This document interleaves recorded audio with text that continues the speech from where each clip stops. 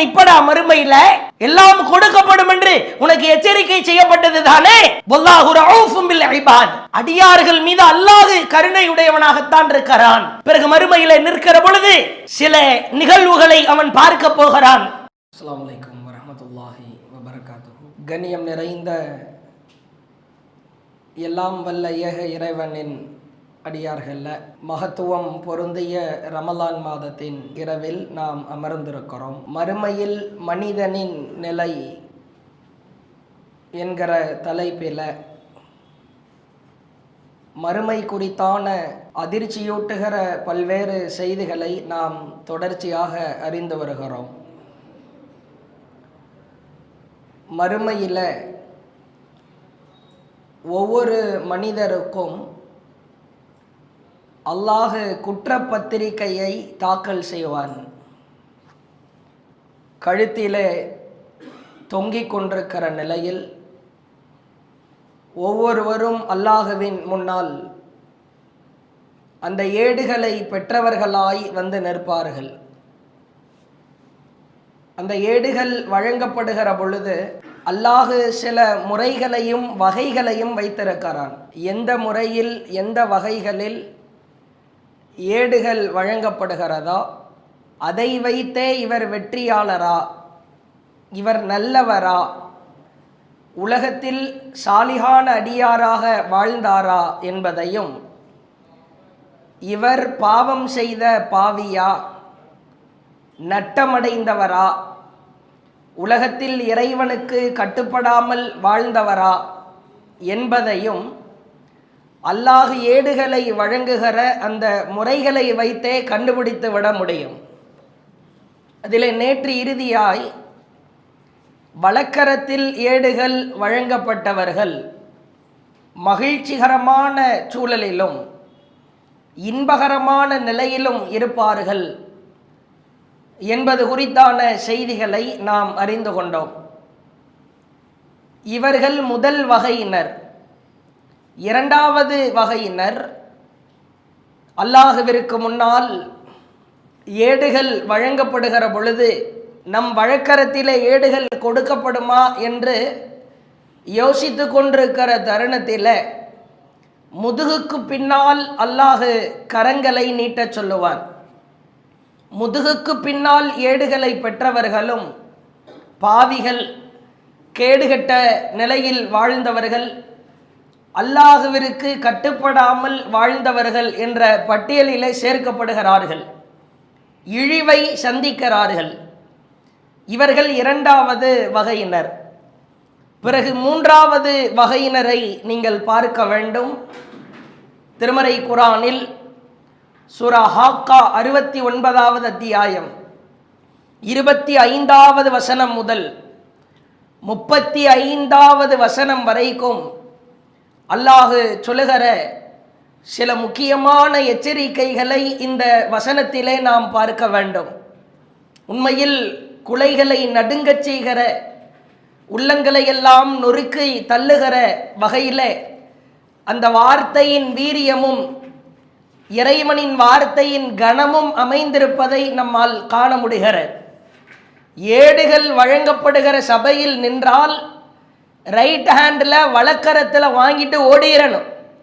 முதுகுக்கு பின்னால் வாங்கினால் கேவலம்தான். அல்லாஹ் பெருங்கொண்ட கூட்டத்தார்களுக்கு ஏடுகள் வழங்குகிற முறைகள் குறித்து சொல்லுகிறான். வந்து நிற்பார்கள், ஏடுகள் வழங்கப்பட காத்து கொண்டிருப்பார்கள். அந்த குற்றப்பத்திரிகையை அல்லாஹ் இப்பொழுது சமர்ப்பிக்க போகிறான். உலகத்தில் அவர்கள் 60 வருட காலம் 70 வருட காலம் வாழ்ந்த வாழ்க்கையை அல்லாஹ் செதுக்கி வைத்திருக்கிறான். ஒரு சிறிய கடுகை கோடி பங்காக வைத்து அதில் ஒரு சிறிய பங்கின் அளவிற்கு கூட அல்லாஹ் அவன் வாழ்க்கையிலே எந்த ஒன்றையும் விட்டுவிடவில்லை. அப்படிப்பட்ட அந்த ஏடை அல்லாஹ் வழங்கப் போகிறான். பெருங்கொண்ட கூட்டத்தார்கள் நிற்கிற பொழுது சில பேர் ஏடுகளை வாங்குவதற்காக வருவார்கள். அல்லாஹ் அவர்களை நோக்கி உங்களின் இடக்கரத்தை நீட்டுங்கள் என்பான். இடதுகரம் நீட்டப்படும். இடது கரத்திலே ஏடுகள் வாங்கியவர்கள் அவ்வளவுதான், கேவலத்தின் உச்சம்தான். நாம் பிரபல்யமாய் பெருமளவிலே மனனம் செய்து வைத்திருக்கிற ஒரு அத்தியாயம், அந்த அத்தியாயத்தின் வாசகத்தை நாம் இந்த இடத்திலே நினைவுபடுத்த வேண்டும். அல்லாஹ் சொல்லுகிறான், அல் காரியா, நடுங்கச் செய்கிற நிகழ்ச்சி.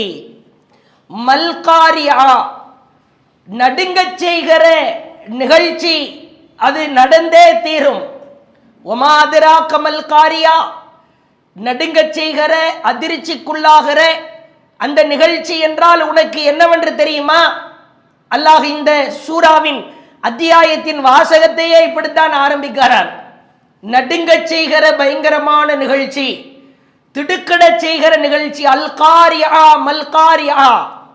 உண்மையில் ஏடுகள் வழங்கப்பட்டதற்கு பிறகு அவர்களை பார்க்கிற ஒவ்வொருவருமே நடுங்குவார்கள். இடக்கரத்திலே ஏடுகளை வாங்கி விடுவான். 69வது அத்தியாயம் 25 முதல் 35 வரைக்கும் அல்லாஹ் அந்த கடுமையை பேசுகிறான்.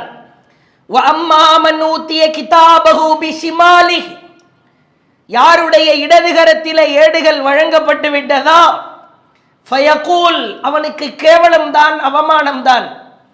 கத்த ஆரம்பிப்பான், கூப்பாடு போற ஆரம்பிப்பான், கதறல் சப்தம் மேலிடும். நன்றாய் நீங்கள் கவனிக்க வேண்டும். அந்த கதறல் சப்தத்தை கூடி நிற்கிற, வெட்டவெளியில் நிற்கிற கோடான கோடி மக்களையும் அல்லாஹ் கேட்க செய்வான்.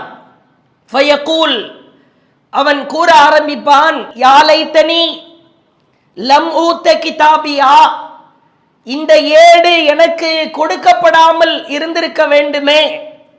ஒலம் அதிரிமா ஹிசாபியா, எனது கேள்வி கணக்கு நாள் என்னவென்று, எப்படி இருக்கும் என்று நான் அறிந்திருக்கவில்லையே, அலட்சியமா இருந்து விட்டேனே.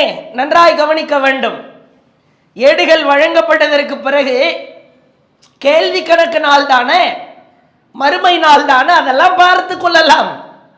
பெருமளவில் கவனம் இல்லாமல் அலட்சியமாய் இருந்தவன் சொல்லுவானாம், இந்த நாள், இதை நான் எப்படி எதிர்கொள்வேன் என்று நான் முன்னரே திட்டம் தீட்டவில்லையே, அறிந்திருக்கவில்லையே. யாலை தஹா கானத்தில் காலியா, மரணமே இறுதி முடிவாக ஆகியிருக்க கூடாதா? அவன் பேசுகிற பேச்சை பாருங்கள். நான் செத்து போனதுக்கு பிறகு அவ்வளவுதான் பினிஷ் என்றல்லவா நினைத்தேன். இப்படி எழுப்பப்பட்டு இந்த இடத்திலே வந்து நின்று இப்படி ஏடுகள் வழங்கப்பட்டு விசாரணையா, இதெல்லாம் நான் எந்த ஒரு திங்கிங்கும் செய்யவில்லையே, யோசிக்கவில்லையே, சிந்தனையை நான் செலுத்தவில்லையே என்பானாம்.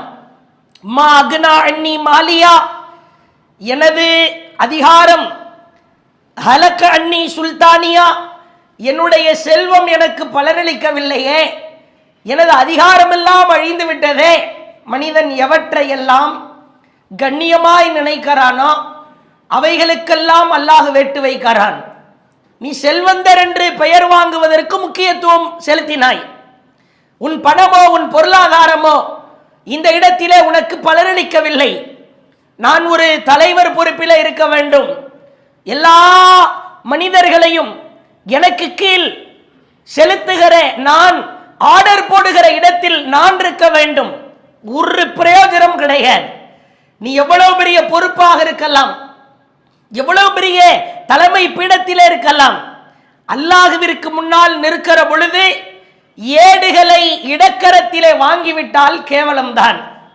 சொல்லிவிட்டு அல்லாஹ் இவன் புலம்புகிற புலம்பல் சப்தத்தை கேட்கிறான். பிறகு அல்லாஹ் செய்கிற அந்த கடுமையான காரியத்தை பாருங்கள்.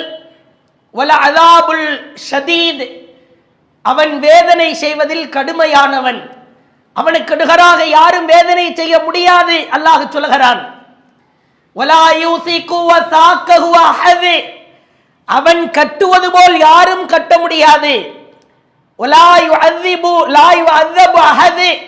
அவன் துன்பப்படுத்துவது போல், வேதனைப்படுத்துவது போல் யாரும் வேதனைப்படுத்த முடியாது. அல்லாஹ் சொல்கிறான்,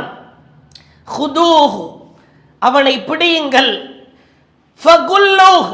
சங்கிலியால் கட்டுங்கள் அந்த அயோக்கியனை. என்னடா அங்க வந்து என்ன கத்தி கொண்டிருக்கிறாய்? நான் அழிந்திருக்க கூடாதா? என் செல்வம் பலனளிக்காமல் போய்விட்டதே, என்ன அதிகாரம், ஆட்சி, இதுவெல்லாம் எனக்கு எந்த பிரயோஜனமும் இல்லையா? பிரயோஜனம் இருக்காது. உலகத்தில் சொன்னோமா இல்லையா? அறிவுரையை எடுத்து சொன்னோமா? அந்த அறிவுரை எல்லாம் நீ கேட்டு நடந்தாயா?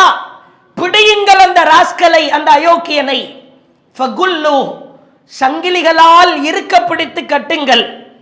சும்மல் ஜஹீம ஸல்லு, அல்லாஹ் சொல்லுகிறான், இழுத்து செல்லுங்கள். என்ன கூப்பாடு இங்க வந்து? என்னடா கதறல்? சும்மல் ஜஹீம ஸல்லு, நரக நெருப்பிலே முகம் குப்புற தள்ளுங்கள் சொல்லிவிட்டு அல்லாஹ் சொல்லுகிறான், சும்ம ஃபீ சில்சிலத்தின், நன்றாய் கவனிக்க வேண்டும். இவ்வளவு பெரிய கேவலம், அவமானம், இந்த வேதனை நம்மால் தாங்க முடியாது. அல்லாஹ் சொல்லுகிறான், சும்ம ஃபீ சில்சிலத்தின் ذرعها 70 ذراعا فسلكوه, பின்னர் அவனை கட்டுவதற்காக 70 முழ சங்கிலிகள் கொண்டு வரப்பட்டு அவனை சங்கிலியால் கட்டப்படும். அல்லாஹ் சொன்ன கட்டளைக்கு இணங்க. பிறகு அல்லாஹ் சொல்லுகிறான், இன்னஹு கான லா யுமினு பில்லாஹில் அதீம், மஹதான அல்லாஹ்வை நம்பாதவனாய் வாழ்ந்தாய். ஃபலைஸ லஹுல் யௌம ஹாஹுனா ஹமீம், இங்கு உனக்கு எந்த ஃப்ரெண்ட்ஸும் நண்பர்களும் கிடையாது சொல்லிவிட்டு அல்லாஹ் சொல்லுகிறான், வலா தஆமுன் இல்லா மின் கிஸ்லின், சீலையும் ஷலத்தையும் தவிர உனக்கான உணவு அதுதான். இடக்கரத்திலே ஏடுகளை வாங்கிவிட்டோம் என்றால் அந்த நேரத்திலேயே புரிந்து கொள்ளலாம், நாம் அழியப் போகிறோம், அவமானப்பட போகிறோம், வேதனையின் உச்சத்தை சுவைக்க போகிறோம் என்பதை நாம் உணர்ந்து கொள்ள வேண்டிய நேரம் அது. இப்படி 3 வகையினராக அல்லாஹ் ஏடுகளை கொடுக்கிறான். பிறகு பாருங்கள், ஏடுகள் கொடுக்கப்படும் 17வது அத்தியாயம் 14வது வசனம். அல்லாஹ் சொல்லுவான், ஏடுகள் எல்லாம் கொடுக்கப்படும். பிறகு அந்த ஏடுகள் நம் கரத்தில் இருக்கிற பொழுது அல்லாஹ் சொல்லுவான், இக்ரா கிதாபக், உனது புத்தகத்தை நீயே வாசித்து பார். உன் லட்சணம் என்னவென்று அந்த புத்தகத்திலே இருக்கிறேன். நான் என்ன எழுதியிருக்கிறேன், எவ்வளவு மிகச்சரியா எழுதியிருக்கிறேன் என்பது குறித்து உனது புத்தகத்தை நீயே வாசித்து பார். கஃபா பினஃப்ஸிகல் யௌம அலைக ஹஸீபா, இன்றைய தினம் உன்னை பற்றி கணக்கெழுதுவதற்கு நீயே போதுமானவன். நீ யோக்கியனா அயோக்கியனான்னு உனக்கு தெரியும். அங்க போயிட்டு உள்ள ஒண்ணு வச்சுட்டு வெளியே ஒண்ணு பேச முடியாது இல்ல, அங்க போயிட்டு சீன் போட முடியாது, நடிக்க முடியாது தானே. இங்கே வெளிப்படையா எவ்வளவு நல்லவனாய் காட்டிக் கொள்ளலாம். நம்ம அப்படிதான், எல்லாம் நம்ம செய்யற காரியம். அங்க ஒண்ணுமே வேகாது, ஒரு செல்ஃப் எடுக்காது. என்ன உள்ள இருக்கிறதோ அதுதான் வெளியே வரும். நீ என்ன அமல் செய்தாயோ, என்ன நற்காரியங்களில் ஈடுபட்டாயோ அதுதான் அந்த புத்தகத்திலே இருக்கும். அல்லாஹ் கிட்ட போயிட்டு ரீவேல்யூஷன் போடுன்னு கேட்க முடியுமா? இல்ல இல்ல, நான் செஞ்சதுக்கு மாற்றமா இருக்கிறது, இதுல நிறைய நன்மைகள் விடுபடுகிறது, தீமைகள் அதிகமா இருக்கிறது, கொஞ்சம் ரீகரெக்ஷன் இந்த புக்கு சம்பந்தமா நான் ஏதேனும் செய்ய வேண்டும் என்றால் அல்லாஹ் டிஸ்பிளேல போட்டு காமிச்சிருவான். இந்த டேட்ல, இந்த டைம்ல, இந்த நொடியில, இந்த மைக்ரோ செகண்ட்ல, இந்த நானோ நொடியில நீ செய்த காரியம். அல்லாஹ்வுக்கு இதெல்லாம் ரொம்ப சிம்பிள். அல்லாஹ் சொல்லுகிறான், உன்னை பற்றி கணக்கெடுக்க நீயே போதுமானவன் என்று கூறப்படும். 18வது அத்தியாயம் 49வது வசனம். புத்தகத்தை கரத்திலே வாங்கியதற்கு பிறகு அந்த அடியான் புலம்புவானாம். வஉதியல் கிதாப், பதிவேடுகள் வைக்கப்படும். ஃபதரல் முஜ்ரிமீன முஸ்ஃபிகீன மிம்மா ஃபீஹ், குற்றவாளிகள் அதில் உள்ளதை எல்லாம் புரட்டி வேகமாய் பார்க்க ஆரம்பிப்பார்கள். பார்த்துவிட்டு சொல்வார்களாம், வயகூலூன யா வைலத்தனா மாலி ஹாதல் கிதாப், அட எங்களுக்கு ஏற்பட்ட கேடே, எங்களுக்கு ஏற்பட்ட நாசமே, இந்த புத்தகத்திற்கு என்ன ஆயிற்று? அவன் பேசுகிற பேச்சை பாருங்கள். லா யுகாதிரு சகீரத்தன் வலா கபீரத்தன் இல்லா அஹ்ஸாஹா, ஒரு சிறிய காரியத்தையும் பெரிய காரியத்தையும் விடாமல் அத்துணையும் இந்த புத்தகத்தில் இருக்கிறதே, அவனையே ஒப்புக்கொள்ள வைப்பான் அல்லாஹ். சிறிய காரியம் செய்தாயா, சிறிய பாவத்தில் ஈடுபட்டாயா, புத்தகத்தில் இருக்கும். பெரிய காரியம், பெரிய பாவத்தில் ஈடுபட்டாயா, அதுவும் இருக்கும். வஜது மா அமிலு ஹாதிரா வலா யத்லிமு ரப்புக ஹதா, உமது இறைவன் எவருக்கும் அநியாயம் செய்ய மாட்டான்.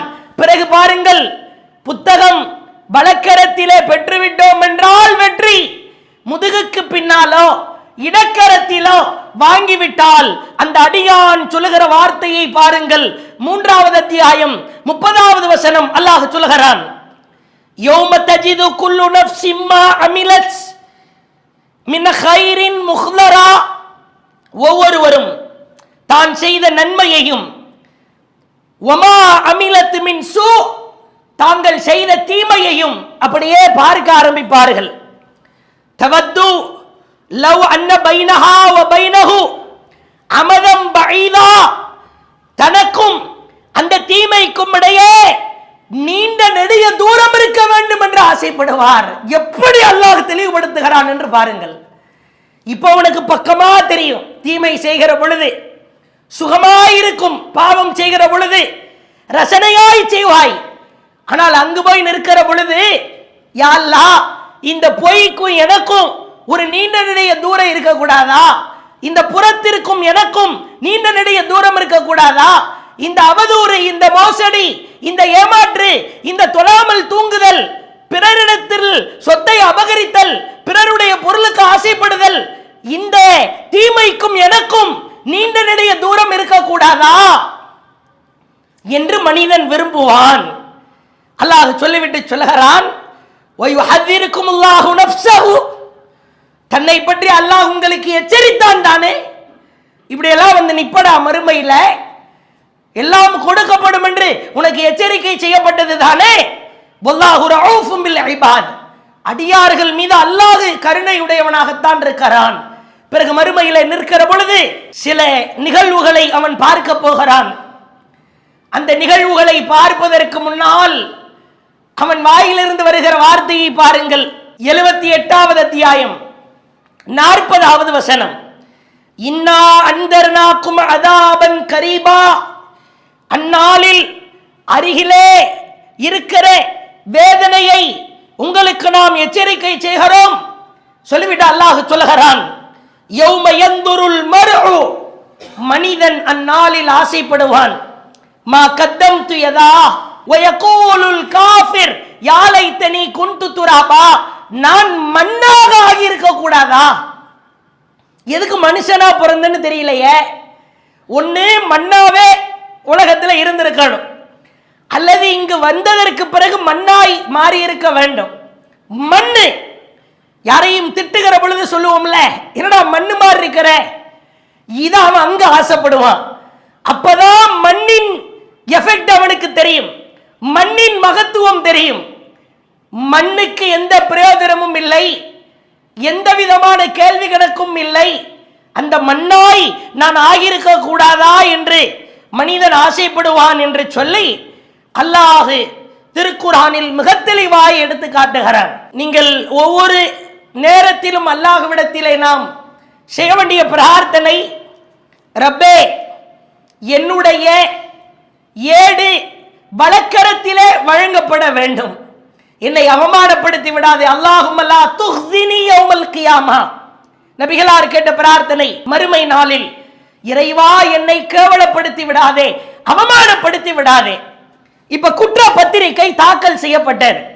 அடுத்து செகண்ட், இரண்டாவது விசாரணை.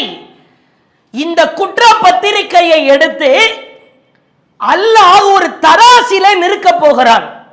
நம்பர் 2, அடுத்து நடக்க போகிற விசாரணையின் கொடூரம் மீசான். அல்லாஹ் தன் திருக்குர்ஆனில் பல இடங்களிலே இந்த மீசான் குறித்து சொல்லுகிறான். 74வது அத்தியாயம் 38வது வசனம், குல்லு நஃப்ஸின் பிமா கஸபத் ரஹீனா, ஒவ்வொரு மனிதனும் தான் சம்பாதித்தவற்றுக்காக பிணையாக்கப்பட்டிருக்கிறான்.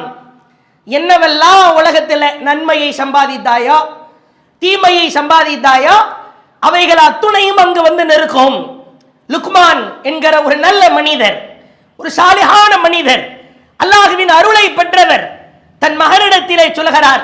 31வது அத்தியாயம் 16வது வசனம், யா புனையே, என் அருமை மகனே, இன்னஹா இன் தகு மிஸ்கால ஹப்பத்தின் மின் ஹர்தல், ஒரு பொருள் அது கடுகின் விதையளவாக இருந்தாலும், கடுகின் விதையளவாக இருந்தாலும், ஃபதகுன் ஃபீ ஸஹரத்தின் அவு ஃபிஸ் ஸமாவாத்தி அவு ஃபில் அர்ல், அது பாறைக்கு அடிகிலோ, அந்த கடுகுடைய சின்ன விதை, அது பாறைக்கு அடிகிலோ அல்லது வானத்திலோ அல்லது பூமியின் ஆழத்திலோ இருந்தாலும் சொல்லிவிட்டு தன் மகனுக்கு அறிவுரை சொல்கிறார்,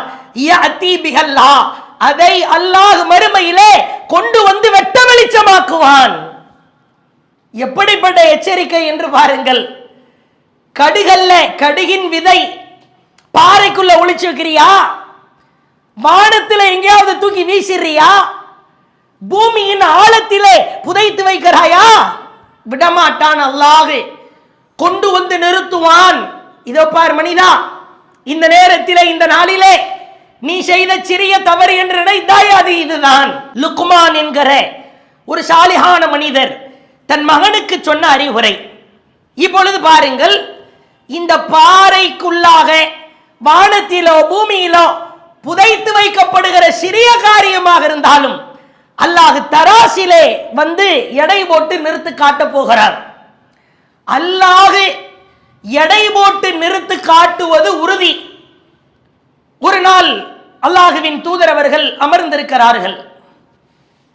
அனஸ் ரலியல்லாஹு அவர்கள் நபிகளாரோடு கிட்டத்தட்ட 10 வருடங்களுக்கு நெருக்கமாக பணிவிடை செய்த உம்மு சுலைம் ரலியல்லாஹு அவர்களின் மகன் அனஸ் ரலியல்லாஹு ரொம்ப துடிப்பான ஒரு இளைஞர், நல்ல ஷார்ப்பான ஒரு இளைஞர். எப்படிப்பட்ட கவலை என்று பாருங்கள் அவருக்கு. அல்லாஹுவின் தூதர் இருக்கிறார்கள். சஅல்து நபிய ஸல்லல்லாஹு அலைஹி வஸல்லம், அல்லாஹுவின் தூதரிடத்திலே நான் கேட்டேன், ஐயஸ்ஃபஅலி யௌமல் கியாமா, அல்லாஹுவின் தூதரே, நாளை மறுமையில் எனக்காக பரிந்துரை செய்வீர்களா? அனஃபாயில், நான் நிச்சயம் உனக்கு பரிந்துரை செய்கிறேன் அனஸே, கவலை வேண்டாம். நற்செய்தி, அனஸ் ரலியல்லாஹு அவங்க எப்படிப்பட்ட சாலிகானவர், எவ்வளவு சிறந்தவர். அந்த தோழர், அந்த மகத்தான நபி தோழர் நபிகளாரிடத்திலே கேட்கிறார்கள், நாளை மறுமையில் எனக்காக பரிந்துரை செய்வீர்களா? கண்டிப்பா செய்யறம்பா. அனஸ் ரலியல்லாஹு அவங்க விடல. அடுத்து கேட்கிறார்கள், யா ரசூலல்லாஹ் ஃபஐன அத்லுபுக, உங்களை மறுமையில் நான் எங்கே தேடுவது? நீங்கள் நபி, அல்லாஹுவின் தூதர், கண்ணியமான ஒரு பதவியில இடத்திலே இருப்பீர்கள். பரிந்துரைக்காக வரணும்னா எங்க வந்து நிக்கணும்? ஏன்னா அனஸ் ரலியல்லாஹு அவங்க நபி தோழர் தான். அவர்களுக்கு இருக்கிற கண்ணியம் இருந்தாலும் நபிமார்களுக்கு நிகராக அல்லாஹ் ஆக்க மாட்டான். அனஸ் ரலியல்லாஹு அவங்க கேட்கிறாங்க, ஃபஐன அத்லுபுக், உங்களை நான் எங்கே தேடுவது? அப்ப அல்லாஹ்வுடைய தூதர் சொல்றாங்க, நன்றாக கவனிக்க வேண்டும், முக்கியமான ஒரு பாயிண்ட் இதுதான். உத்துலுபுனி அவ்வல மா தத்துலுபுனி அலஸ் சிராத், மறுமையில் நீ வந்து நிற்கிற பொழுது சிராத் என்கிற ஒரு பாலம், நரகத்திற்கு மேல் போடப்படுகிற ஒரு பாலம், அந்த பாலத்திலே என்னை நீ பார்க்கலாம். நரகத்துக்கு மேல அந்த பாலம் இருக்கும். சொர்க்கத்திலே நுழைய வேண்டுமானால் அந்த பாலத்தை கடந்து தான் செல்ல வேண்டும்.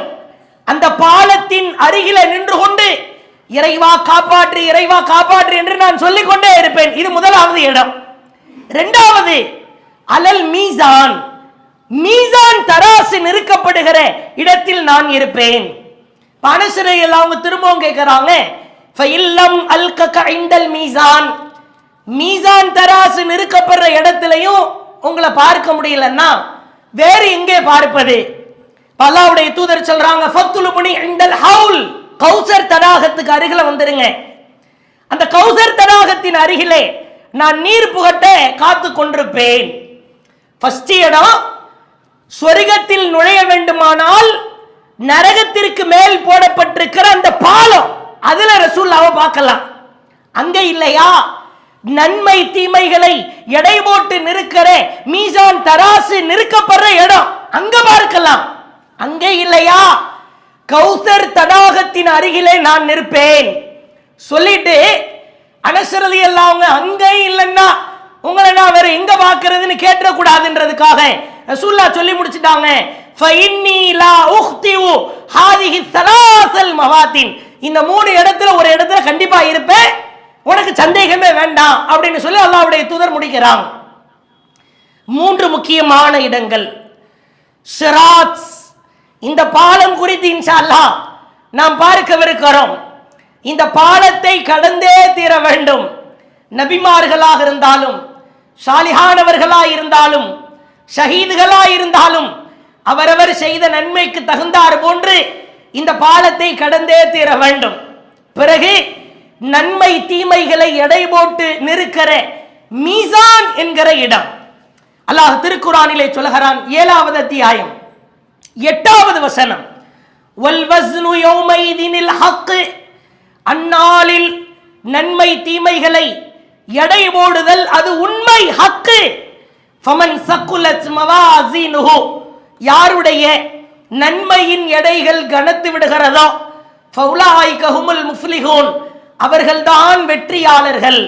அல்லாஹ் மற்றொரு வசனத்திலே சொல்கிறான், வமன் கஃபத் மவாஸினுஹு, யாருடைய நன்மையின் எடைகள் லேசாகி விடுகிறதோ, தீமையின் எடைகள் கனத்து விடுகிறதோ, ஃபௌலாயிக அல்லதீன ஹஸிரு அன்ஃபுஸஹும் பிமா கானூ பிஆயாத்தினா யظ்லிமூன், அவர்களே நமது வசனங்களில் நம்மை நம்புவதில் அநியாயம் செய்த காரணத்தினால் தமக்குத்தாமே ஏற்படுத்தி கொண்ட நஷ்டம் அது.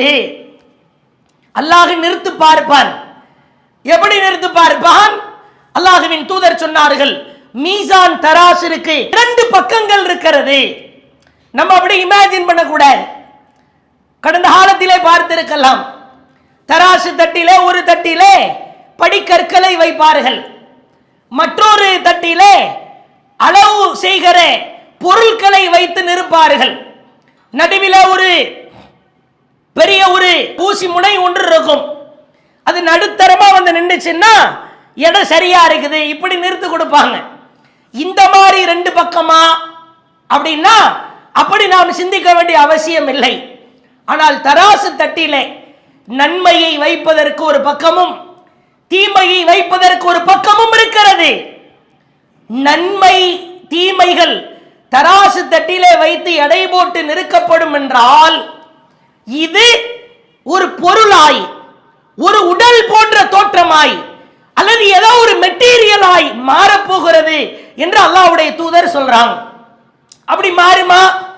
நிச்சயமாய் மாறும். அல்லாஹ்வின் தூதர் சொன்னார்கள், யார் சூரா பக்கரா சூரா ஆலி இம்ரான் ஓதுகிறாரோ அவருக்கு அந்த 2 அத்தியாயங்களும் நிழல் தருகிற மேகங்களாய் நன்மைகளாய் வரும் என்றார்கள். நம்ம ஓதுறங்க அத்தியாயம் நிழல் தர்ற மேகமா நன்மையா மாறிடுது. அதே மாதிரி அல்லாஹ்வுடைய தூதர் சொன்னாங்க, கபரிலே வைக்கப்பட்டதற்கு பிறகு கேட்கப்படுகிற கேள்விகளுக்கு சரியாய் பதில் சொல்லிவிட்டால் ஹசனா, ஒரு அழகிய தோற்றத்திலே ஒரு உருவம் அந்த அடியானுக்கு அருகிலே வரும். அப்ப அந்த நல்லடியார் கேட்பாராம், நீ என்ன தோற்றம், அழகா இருக்கிறாயே? உடனே அந்த அழகிய தோற்றம் சொல்லுமாம், அனே அமலுன் சாலிஹுக், நான் தான் உன்னுடைய அமல்.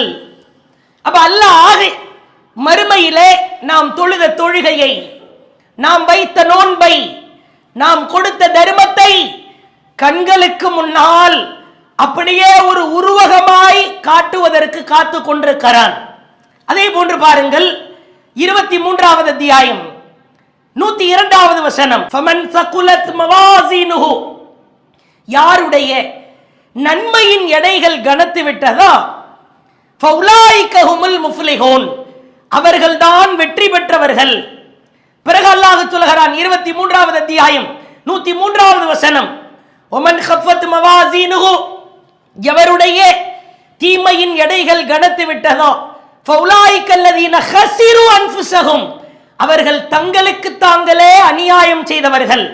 23வது அத்தியாயம் 104வது வசனம், தீமையின் எடைகள் கனத்து விட்டால் தல்ஃபஹு உஜூஹஹுமுன் நார், அவர்களின் முகத்தை நரகம் அப்படியே சுட்டெரிக்கும். வஹும் ஃபீஹா காலிஹூன், அவர்கள் அதிலே விகாரமாய் இருப்பார்கள். 101வது அத்தியாயம் 6-7 ஆகிய வசனங்கள், ஃபஅம்மா மன் சகுலத் மவாஸினுஹு ஃபஹுவ ஃபீ ஈஷத்திர் ராலியா, யாருடைய நன்மையின் எடைகள் கனத்து விட்டதோ அவர்கள் திருப்திகரமான வாழ்க்கையில் இருப்பார்கள். அடுத்து அல்லாஹ் சொல்கிறான், வஅம்மா மன் கஃபத் மவாஸினுஹு, யாருடைய தீமையின் எடைகள் கனத்து விட்டதா, ஃபஉம்முஹு ஹாவியா, அவர்கள் ஹாவியா என்கிற இடத்திலே இருப்பார்கள், அதுதான் நரகம். அல்லாஹ் சொல்கிறான். அதே போன்று பாருங்கள், நாளை மறுமையிலே யாருக்கும் அநீதி இழைக்கப்படாது, துல்லியமான தராசுகளாய் அந்த தராசுகள் இருக்கும். அல்லாஹ் சொல்கிறான் 21வது அத்தியாயம் 47வது வசனம், வனதஉல் மவாசீனல் கிஸ்தி லியௌமில் கியாமா, மறுமை நாளுக்காக நியாயமான தராசுகளை, துல்லியமான தராசுகளை ஏற்படுத்துவோம். ஒரு தங்கத்தினுடைய ஒரு மில்லிகிராம கூட அளந்து சொல்லிடுறானே, கார்த்துப்படாமல் காற்று புகாமல் அதற்கென்று ஒரு கண்ணாடி தராசை வைத்துக் கொண்டு மூடியவாறு இத்தனை மில்லிகிராம் இருக்கிறது என்கிறான். இவனே இவ்வளவு சிற்றறிவை வைத்து கண்டுபிடிப்பான் என்று சொன்னால், அல்லாஹ் உருவாக்குகிற தராசு சாதாரண தராசாக இருக்குமா?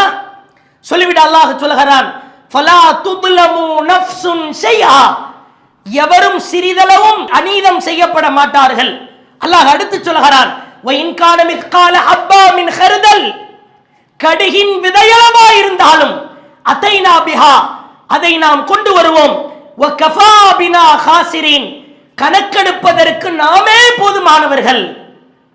அல்லாஹ் தராசு சம்பந்தமாய் நிறுத்தத்தான் செய்வோம், நிறுத்து பார்ப்போம் என்பதை மிக தெளிவாய் எடுத்து சொல்லுகிறார்.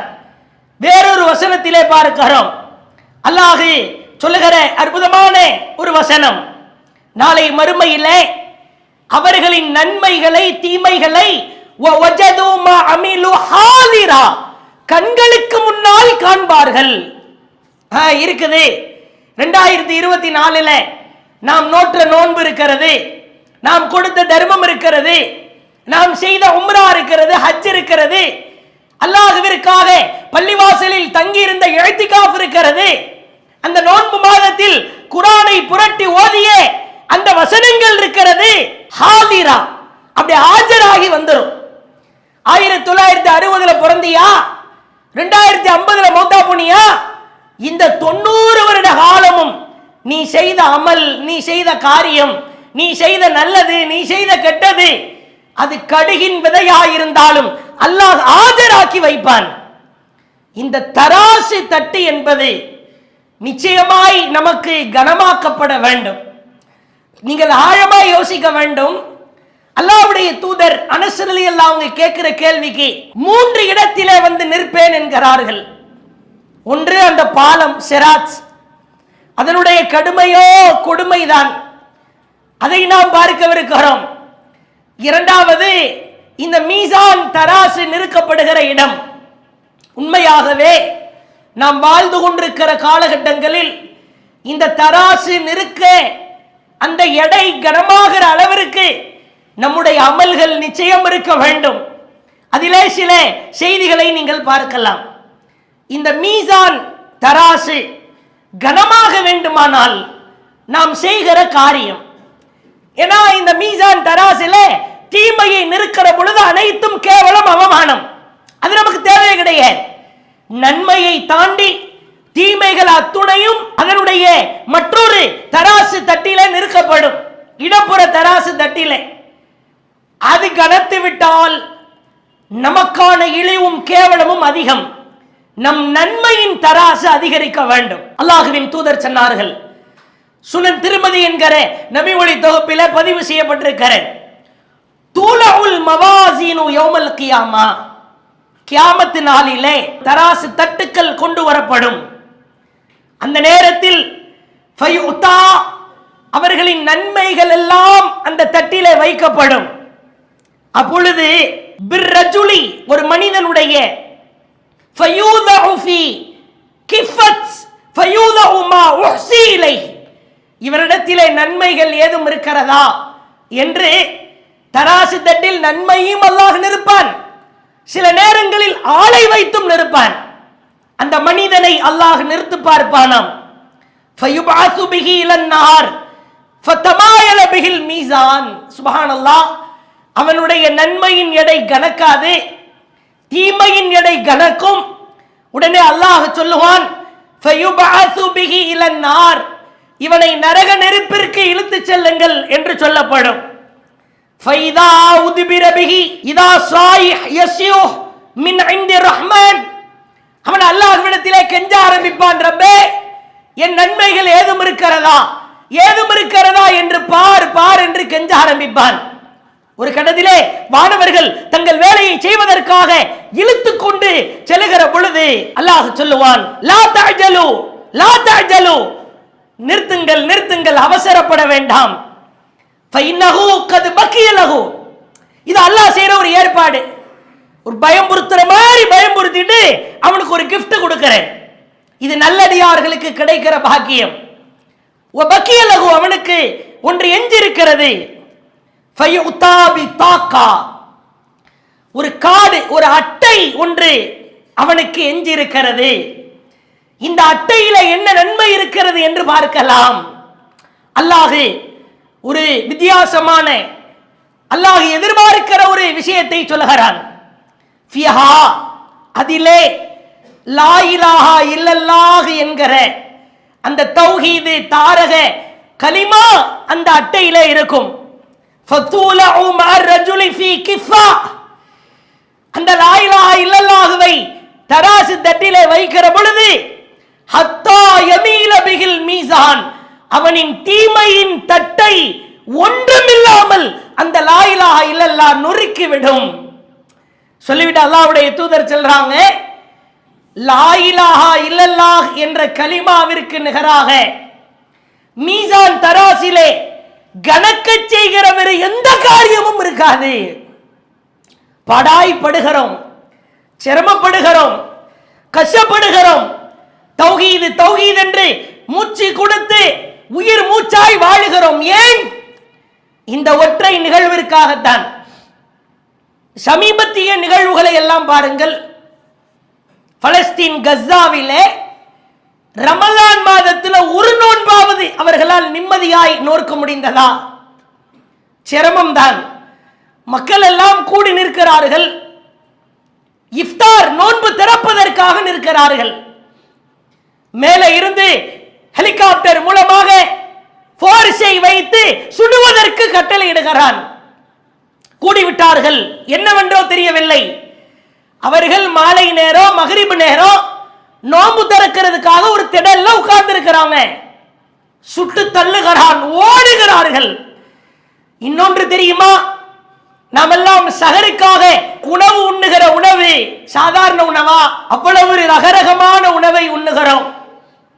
குறிப்பாக கடைசி 10 இரவுகள் என்று வந்துவிட்டால் அற்புதமான உணவுகள் தான், அல்ஹம்துலில்லாஹ்.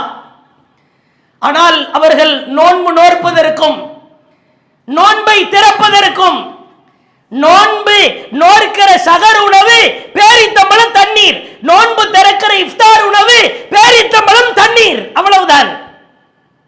கஞ்சி சாப்பிடுகிறோம், வடை சாப்பிடுகிறோம், சமோசா, ஜூஸ், இங்கெல்லாம் முடிந்ததற்கு பிறகு வீட்டுக்கு போன கடல் பாசி, ஜல்லி, அங்க தனிப்பட்ட வகையில பல பொருட்கள். ஏன் இவ்வளவு சிரமம் ஏன் அனுபவிக்கிறார்கள்? கண்களுக்கு முன்னால் பாருங்கள். அந்த யூத பயங்கரவாதிட்ட போயிட்டு, கவா, நாங்கள் உன்னிடத்திலே சரண்டர் ஆகி விடுகிறோம், நாங்கள் இஸ்லாத்தில் இல்லை, அல்லாஹ்வின் தூதரை நம்பவில்லை, இந்த பைத்துல் முகத்தஸை நீயே வைத்துக்கொள் என்று சொல்லிவிட்டால் இஸ்ரேலியர்கள் அவர்களை கம்பீரமாய் கிரீடம் அனுபவித்து கொண்டாடுவார்கள். இத்துணை போராட்ட ஆர்ப்பாட்டம், தினம் குழந்தைகளின் சாவுகளை பார்க்கிறோம். பிஞ்சு குழந்தைகள் 25,000 30,000 குழந்தைகள் மரணிக்கிறார்கள். அதிலே ஒரு குழந்தை அமர்ந்திருக்கிறது. அந்த குழந்தையிடத்திலே ஒருவர் பேட்டி எடுக்கிறார். அம்மா எங்க? ஒரு பெண் குழந்தை, அதிகபட்சமா 10 வயசுக்குள்ள இருக்கும். அம்மா கபிரிஸ்தானுக்கு போயிருக்கிறாங்க. எதுக்கு? ரமலான் வந்துருச்சு இல்ல, அத்தாவுடைய நினைவாக அம்மாவுக்கு இருந்தது. அத்தாவை அடக்கம் செய்த இடத்தை பார்க்க சென்றிருக்கிறார். மொழிபெயர்க்கிறார்கள். இப்ப பேட்டியாளர் திரும்ப கேட்கிறார், சிறுமியே நீங்கள் நோன்பா? ஆம், நான் நோன்புதான் என்று சொல்லிவிட்டு அந்த குழந்தை அப்படியே அழ ஆரம்பிக்கிறார். கேட்கிறார், ஏன் அழுகிறீர்கள்? இல்லை என் தந்தை இருந்திருந்தால் நான் நோன்பு நோற்றதற்கான எந்த விதமான கடினமும் சிரமமும் எனக்கு இருந்திருக்காது. என்னை அவ்வளவு ஆசுவாசப்படுத்தினார். கடந்த ஆண்டு நான் நோன்பு நோற்றிருக்கிற பொழுது என்னை அமைதிப்படுத்தினார், என் கவனத்தை திருப்பினார். நான் நோன்பு திறக்கிற நேரம் வரைக்கும் நோன்பின் சிரமமே இல்லாமல் என்னை பார்த்து கொண்டார். இப்பொழுது என் தந்தை இல்லை, ஆனாலும் நான் நோன்பை விட மாட்டேன். எவ்வளவு உறுதின்னு பாருங்க. சிறிய மாணவர்கள் சின்னோண்டு இருக்கிறான், அங்கே துப்பாக்கியை வைத்து சுட காத்து கொண்டிருக்கிறான், இங்கே கல்லெடுத்து எறிய போகிறான். கலிமா, ஏகத்துவ கலிமா கொடுத்திருக்கிற உறுதி. இந்த லா இலாஹ இல்லல்லாஹ் அந்த மீசான் தராசிலே தாறுமாறாக உச்சகட்ட காரியமாய் வந்து நிற்கும்.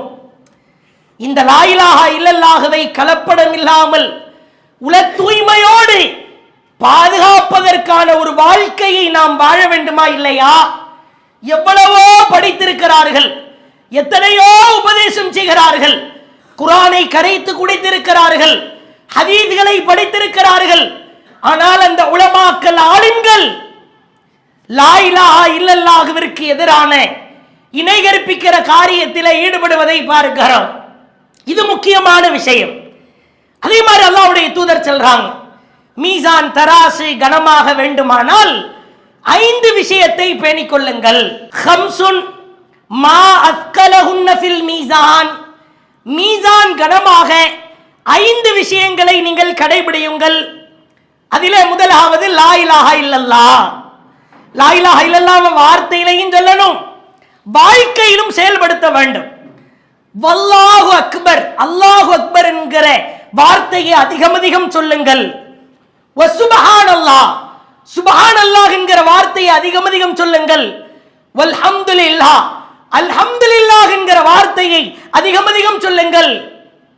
லா இலாஹ இல்லல்லாஹ், அல்லாஹு அக்பர், சுபஹானல்லாஹ், அல்ஹம்துலில்லாஹ். 5வது, சிறு பிராயத்திலே அல்லாஹ் உங்களுக்கு ஒரு பிள்ளையை கொடுத்திருந்தால், உங்களுக்கு அல்லாஹ் ஒரு குழந்தையை அன்பளிப்பு செய்திருந்தால், அந்த குழந்தை சிறிய பருவத்திலே மரணித்து விட்டால் பொறுமையாயிருங்கள். எங்க கொண்டு வந்து அல்லாஹ் லிங்க் செய்கிறான் என்று பாருங்கள். அல்லாஹ் உனக்கு ஒரு குழந்தை கொடுத்துட்டான், 1 வயசு 2 வயசு, விவரம் தெரியறதுக்கு முன்னாடி மூத்தா போயிருச்சு. சபர் பண்ணு, பொறுமையாயிரு. இதை விட சிறந்த கிஃப்ட் அல்லாஹ் கொடுப்பான். அப்படி கொடுக்கலையா, அதை விட பெரிய கிஃப்ட் மீசான்ல உன் நன்மையின் எடை கனமாகும். லா இலாஹ இல்லல்லாஹ், அல்லாஹு அக்பர், சுப்ஹானல்லாஹ், அல்ஹம்துலில்லாஹ். நீங்கள் யோசித்து பாருங்கள். நம்மிலே ஒருவர் கபரிலே உட்கார்ந்து கொண்டு நான் இப்ப அல்ஹம்துலில்லாஹ் சொல்றேன்னு சொன்னா அங்கு ஏற்கப்படுமா? அங்கு சொல்லத்தான் முடியுமா?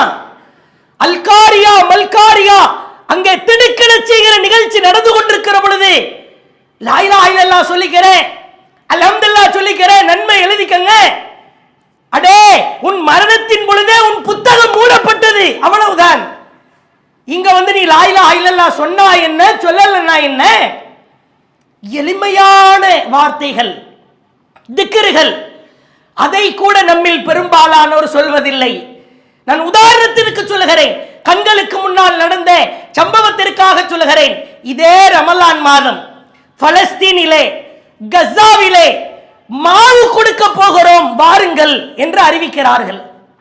சாப்பாடு, ரொட்டி சுடுறதுக்காக மாவு வழங்க போகிறோம். கூட்டமே குழுமுகிறது. கூட்டத்தை கட்டுப்படுத்துவதற்காக அங்கே போர்ஸ் படை வீரர்கள் கொஞ்சம் அப்படியே கலைக்க முற்படுகிறார்கள். மாவு மூடையெல்லாம் ரோட்ல கொட்டி கிடக்குது. அதிலே ஒருவர் நன்றாய் கவனிக்க வேண்டும். ரொட்டி சுடுகிற மாவு தெருவிலே மணலிலே புரண்டு கிடக்கிறது. அது அருகில் இருக்கிற ஒரு பையில அள்ளி அள்ளி போட்டுகிறார். போட்டதோடு நிறுத்தி கொள்ளாமல் மாவை எல்லாம் எடுத்து மேனியிலே தடவுகிறார். அல்லாஹ் அக்பர் என்கிறார், அல்ஹம்துலில்லாஹ் என்கிறார். அந்த மாவிலேயே சஜதா செய்கிறார். எனக்கு கிடைத்திருக்கிற இந்த பேர் அருட்கொடை, அல்லாஹ் எனக்கு கொடுத்திருக்கிற நியமத்து. ஒருவர் என்ன செய்கிறார், கைகளில ஒரு 5 கிலோ 10 கிலோ நெருக்கமான மாவு முடை தூக்கி போட்டு கேட்ச் பிடிக்கிறாரு. போகிற வழியில எல்லாம் சுப்ஹானல்லாஹ் அல்ஹம்துலில்லாஹ் சுப்ஹானல்லாஹ் அல்ஹம்துலில்லாஹ் சொல்லிக்கிட்டே போறாரு. உடனே மாவு முடைய ஓரமாக வைத்துக் கொண்டு அந்த இடத்திலேயே சஜிதாவில் விழுகிறார். ஒன்றுமே கிடைக்கவில்லை. ஒரு இடத்திலே பேட்டி எடுக்கிறார்கள். ஒரு மூட மாவு எடுத்துட்டு போறீங்களா, இவ்வளவு ஹாப்பியா சந்தோஷமா? ஏன்? முதல் ரமலானில் இருந்து 7 நோன்புகள் முடிந்து விட்டது. அவர் அந்த நேரத்தில் சொன்ன செய்தி, நாங்கள் 7 நோன்புகளும் சகர் உணவு உண்ணவில்லை. இந்த ஒரு மாவு மூடையை வைத்து ஒரு 4 நோன்புகளை ரமலான்களை எங்களுடைய குடும்பமே சகர் உணவு உண்ணுவோம். வெறும் சுப்ஹானல்லாஹ் அல்ஹம்துலில்லாஹ் நம் வாயில் வர மறுக்கிறது. சாப்பிடும் பொழுது பிஸ்மில்லாஹ், சாப்பிடும் முடித்ததற்கு பிறகு அல்ஹம்துலில்லாஹ், நடக்கிற பொழுது, டிராவல் செய்கிற பொழுது, இருசக்கர வாகனத்தில் போகிற பொழுது, பள்ளிவாசலில் இருந்து வீட்டுக்கு வருகிற பொழுது, எப்பொழுது பார்த்தாலும் தடவுகிறது போன்று மொபைலை எடுத்து தடவி கொண்டிருக்கிறோம். அல்லாஹ் எவ்வளவு அருட்கொடைகளை தந்திருக்கிறான். சுப்ஹானல்லாஹ் அல்ஹம்துலில்லாஹ் நம் வாயிலே வருகிறதா? அல்லாஹ்வின் தூதர் சொன்னார்கள், லா இலாஹா இல்லல்லாஹ் அல்லாஹு அக்பர் சுப்ஹானல்லாஹ் அல்ஹம்துலில்லாஹ் மீசான் தராசை நன்மையின் எடையை கனமாக்கும் என்றார்கள். இந்த துல்லியமான மீசான் தராசு கனமாக்கப்பட வேண்டுமானால் அல்லாஹ்வின் விசாரணை நாள், அந்த நாள் எப்படி இருக்கும் என்பது குறித்து இன்ஷா அல்லாஹ் தொடர்ச்சியாக நாம் அறிந்து கொள்வோம். அல்லாஹ் நம் அனைவருக்கும் இந்த மீசான் தராசின் எடையை கணக்கச் செய்கிற ஒரு நர்பாக்கியத்தை தந்தருள் புரிவானாக. வாஹிரு தஅவானா அனில் ஹம்துலில்லாஹி ரப்பில்